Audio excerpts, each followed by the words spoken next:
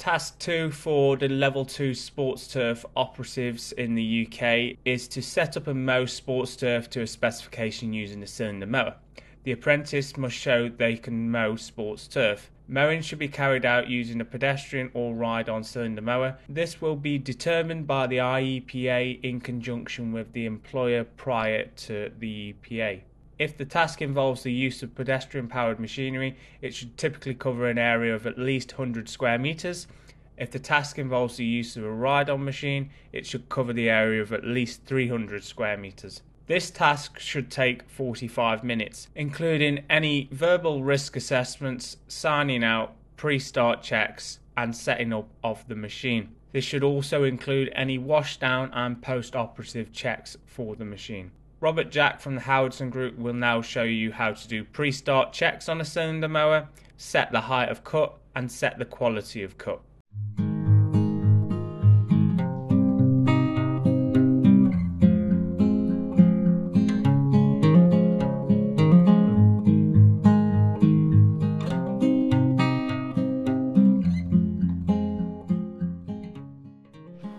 So what we're going to do is we're going to have a look around the machine and talk about the things that we would be looking for before we set off to use this. So it's a pre-start check.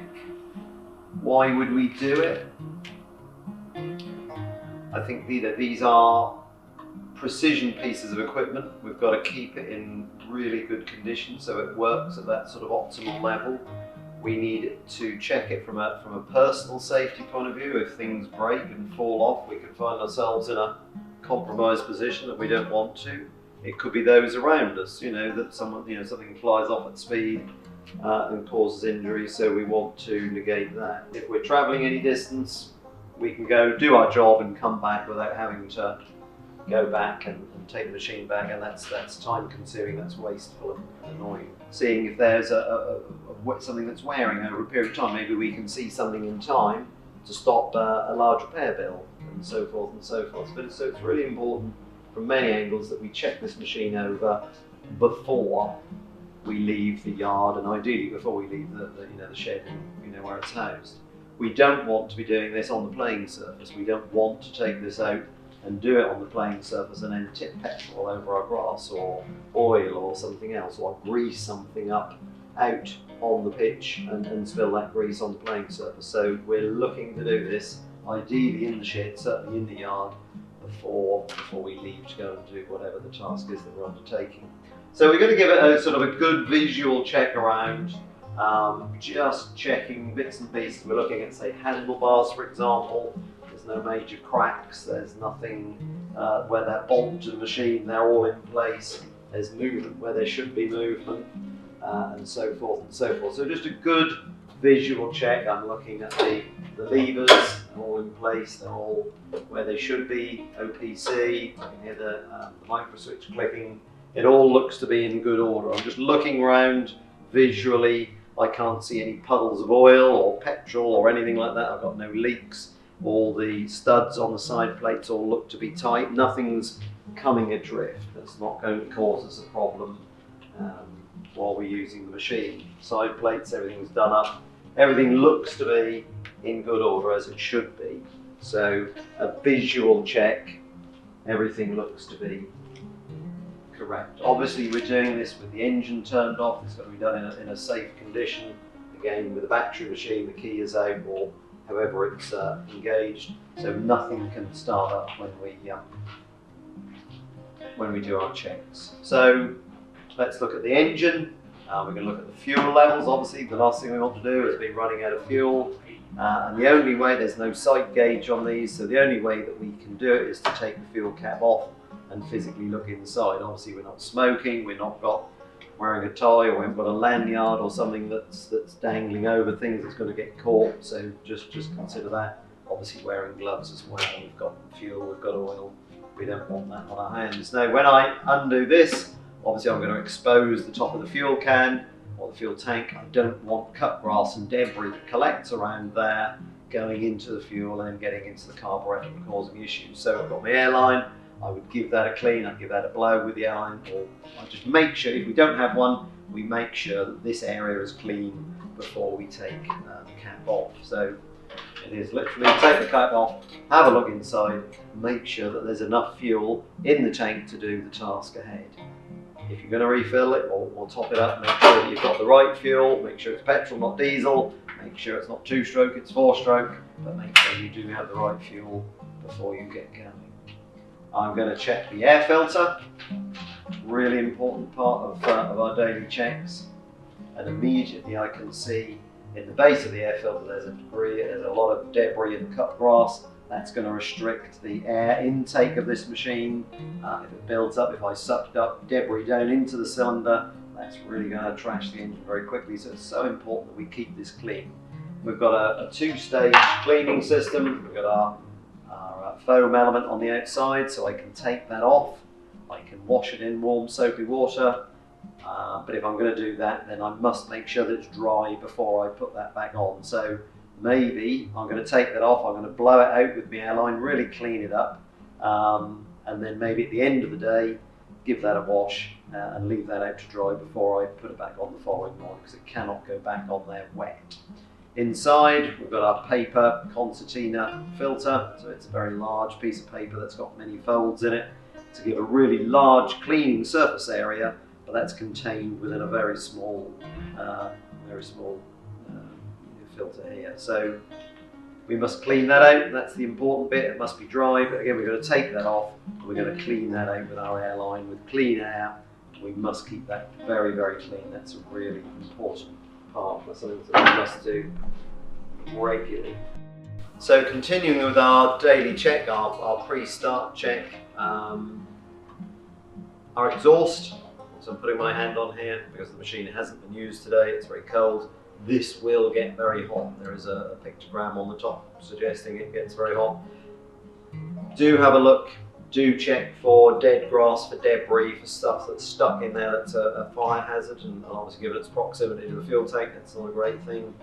Do check that that's clean. So again, with our airline, very well worthwhile checking that that's clean.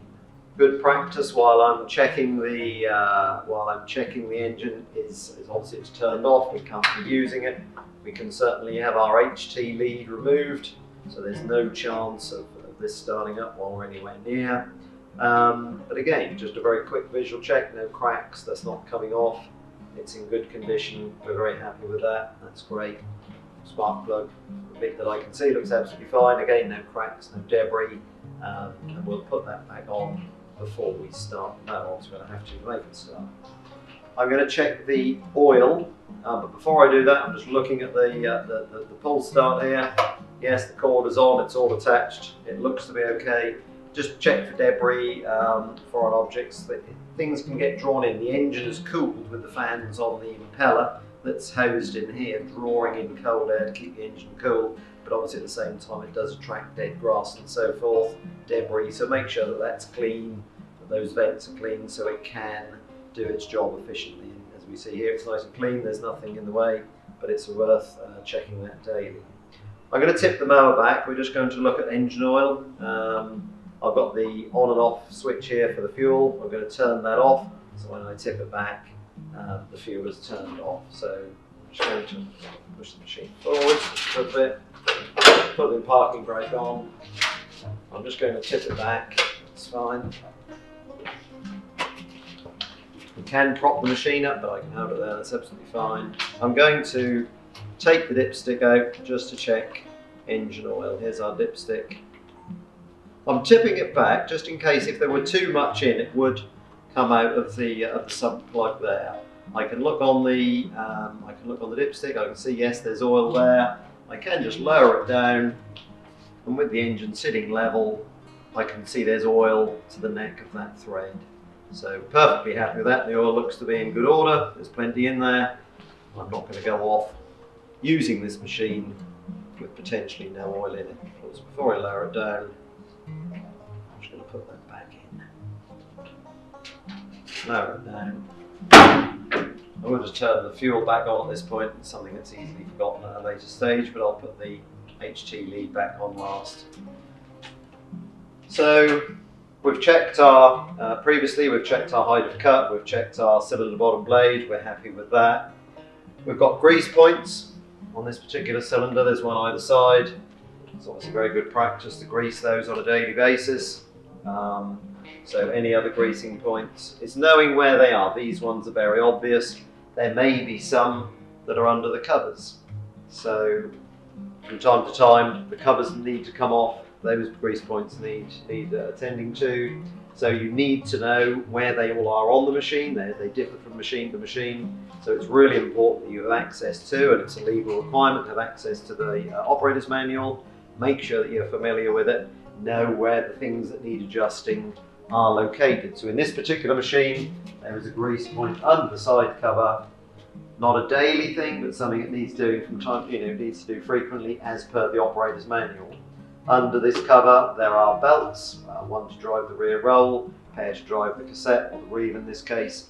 Make sure that they're tensioned. So from time to time, not daily, but this cover will need to come off, and you need to check under there and log it. Make sure that you're logging all your checks so you know that this machine is being logged, checked, ticked off saying, yeah, that machine on whichever day it was checked through and it's good to go. So you've got, you're covered from that point of view. So we've checked the engine, we've had a good visual check round, we've checked our cables, we've checked our controls, handlebars, cylinder bottom blade, front roll, lubricants. I think we're good to go. So on our handlebars, we have a line of controls. We'll just make sure our throttle cable is, when I actually pull it forwards, push it backwards, it does actually, I can see the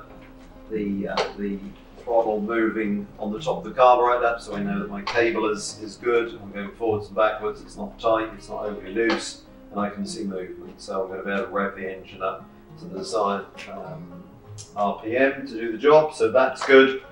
We've got other controls, drive to the rear roll, that's just engaging a cable. I can see there's movement there. I can also see there's movement down to my cut cylinder engagement, so I know all my cables are functional and working as they should. Parking brake again, I can see the cable tension, I can see the blocks move to make the parking brake work. So that's good, all my cables are good. I've got an operator present control here. I can hear the micro switch clicking in and out as I move that. So what we would do, we just need to make sure that the micro switches are working, the machine is safe. So what I can do, a number of ways of doing it. This machine will not start with the parking brake on when I engage the OPC. So a way of checking it is to turn the machine. I've got an on and off switch on the back, so we turn it on. When I pull the pull start to make the thing go, with the parking brake on and the OPC down, this will not start. So I know that this safety system is working. I could, with the engine running, engage the drive to the cylinder. I tip the machine up so I'm not going to catch anything on the ground. I could spin the cylinder just slowly with the engine running, obviously. Let go of the OPC. That cylinder or the engine will cut out, because when the cylinder is engaged, I must have my hand on the OPC. If the cylinder continues to spin with my hand not on the OPC, then I've got a problem. I mustn't use that machine. We need to get that checked out. That machine is not safe to use. So engine running, just to go through that again. With the engine running, OPC, push down, depressed, engage the drive of the cylinder, let go, the engine should cut out. That micro switch should work, so I cannot use that machine with the cylinder engaged without my hand on the OPC. So as long as it cuts out, I know that's working just fine. If the cylinder continues to spin, I've got a problem. We must get that remedied before we use this machine. So we are about to go and mow some grass. We need to know that the mower is set on the correct height to the job that we want to undertake. So again, going back, the machine is parked, it's safe. It's a really nice angle to work at on this workbench. It's not going to move anywhere, it's turned off. Again, with the battery machine is turned off, there's no chance of anything moving. We're still at the dangerous end of the machine, so we need to make sure the machine is safe to be working on. We need to know that everything is as it should be. The height of cut is done by raising and lowering the front roll. The rear roll and the front roll are the 2 points of contact this machine has with the ground. The rear roll, whilst it rotates, is fixed. It doesn't move up or down, it just rotates. Our point of adjustment is the front roll. We raise and lower our front roll to affect our height of cut. So we lower the front roll, moves in this quadrant on this particular machine. It's in this position. We're lowering the front roll to give the highest height of cut. We're probably somewhere around about the 50mm mark here. It's our height of cut. If we were to raise the front roll, it gives us our lowest height of cut, and we're probably somewhere near 9-10mm. We need to know that the bearings, obviously the rear roll spins and the front roll spins thus. We need to know that the bearings are good. If we've got movement in our front roller bearings, that's going to adjust, that's going to affect everything. But it's very difficult to set an accurate height of cut with front roller bearings that are not good. But in this case, the front roller bearing is good, no movement, perfectly happy with that. So we need to determine our mowing height. We need to make sure that it's mowing that same height on both sides. If we set one side and it's on, for example, 20mm, and on this side it's only on 18 or 22mm, there will be a step in the cut. You may not notice it when you're actually mowing it, but the following day you're going to see all these ridges, all these steps where we haven't set it correctly. So we need to determine the height that we want. We need to make sure that it's that height, the full working width of the cylinder where the grass is cut. So the things that we need a height setting bar. It's a fairly straightforward piece of equipment. Should come with a new mower. We need to make sure that it's the right one. There are varying sizes and shapes, lengths, diameters of height setting bars. Clearly, this one is for a small machine. It won't do what we want it to do. So we need to make sure we've got the right size setting bar for the machine. And this is the machine, this is the bar for this machine. We need to set the height of cut on this bar. And the height of cut is measured from the top of the bar to the underside of this stud here. So it's from the underside to the top of the bar. I personally like using these calipers, and I can put that in there. I preset my heights on 22mm, and it will fit under the flathead, as we said, and on the top of the bar, like so. So we know that that distance is 22mm. That's the height that we want to leave our football pitch that we're now going out to mow, 22mm. You can use a rule. You just off the ruler and you put your 0 on the top of the bar, and our 22 will be again on that underside of that stud. We need a 19mm spanner that goes on to our that side to keep the roll in place. When we've set the height, we need to tighten those up so it doesn't move when we're out on the football pitch. So the bar sits under the rear roll. Goes one way or the other. Goes that way.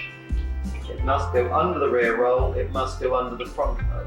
If we're not completely under the rear roll, we've never set our height correctly. So we're going to go under the rear, under the front. We're going to sit this flathead on the top of our bottom blade, because that's where the grass is cut. As the blades pass over the bottom blade, that's where we cut the grass. So that's where the top of our bar, the underside of that nut is going to sit, the underside of that stud, and it's going to sit like so. And all I'm going to do is I'm going to lower very carefully this front roll down so it just sits on top of our bar. I don't want to do anything crash because we could damage our bottom blade. So I'm just doing that very carefully. It just brushes a little bit more. There we go. Just brushing very nicely. What I'm going to do is just going to nip this up so it doesn't move.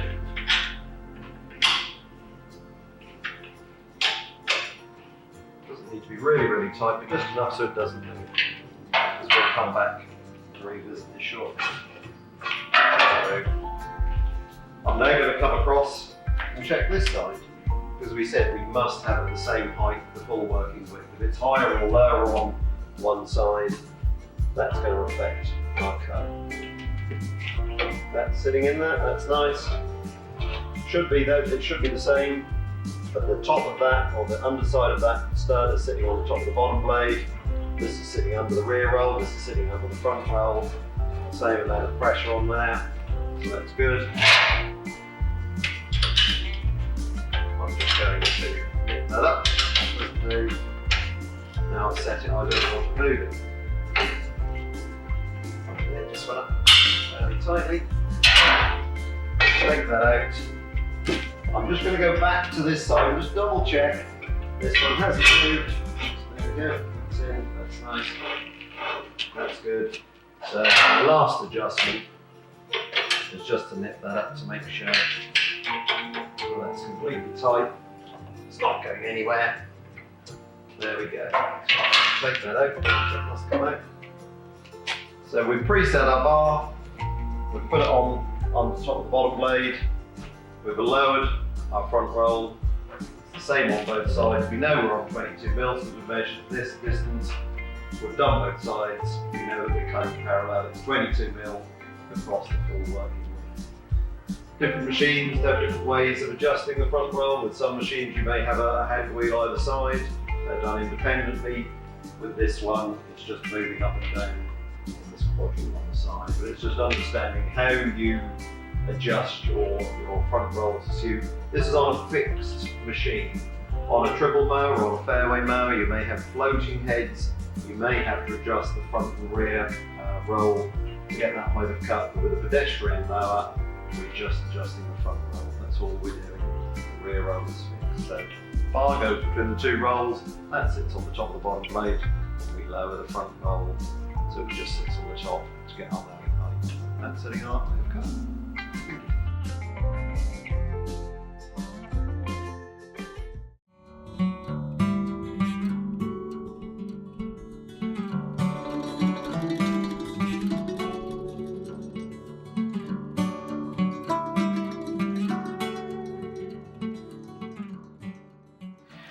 Hi, so we're going to undertake two jobs with the mower today. We're going to check the bottom blade. We're going to make sure that it's on cut. So in the case of our Dennis mower, we're going to bring the bottom blade up towards the cylinder. We're going to do that first, and then the second operation we're going to do is to set the height of cut. We're doing it in that sequence because if we set the height of cut first and then do the bottom blade to cylinder, we can adjust the mowing height if we adjust the bottom blade. So it's really important that we do it in that order. So we're doing checking the quality of cut first, so the chances are we'll be moving bottom blade up towards the cylinder. Before we do that, obviously we've got to make sure that the conditions are right, that it's safe to do so. So here we see we have our Dennis mower on our ramp, so it's a nice comfortable height to be working at. Yes, we can do it on the floor. Obviously being up on this raised platform just stops us from having to be on the ground, so it's nice and comfortable. The handbrake is on, so the machine is not going to roll, it's not going to fall off onto us. It's tied down so it can't tip forwards. In the case of this machine, it's got an engine. Clearly we're not going to be doing this with the engine running. The engine is turned off. If you are doing this with a battery machine, obviously it's silent, it's not in drive, so we're going to make sure that the key was turned off or taken out. It was disabled, so it couldn't move. We can't have our hands anywhere near here with any chance of this spinning. If it's a hydraulic system, making sure that the hydraulic system isn't pressurized so this could spin. We're making this as safe as we can for ourselves. In terms of PPE, I'm just wearing gloves in this case. Obviously my hands are going to go into the cylinder. We don't know what's on the cylinder, what's gone through the cylinder, and also sharp edges and so forth, so degree of protection with the hands. So bottom blade, what we're going to do, we're going to check our quality of cut, so bottom blade and cylinder as we said. We're going to use paper. We're going to have paper and working on the assumption that if it cuts a piece of paper, then we're going to cut a piece of grass. So what we'll do is we're going to put the paper between the blade, the bottom blade, so that's the bar that runs along the full working width of the machine. That's our bottom blade.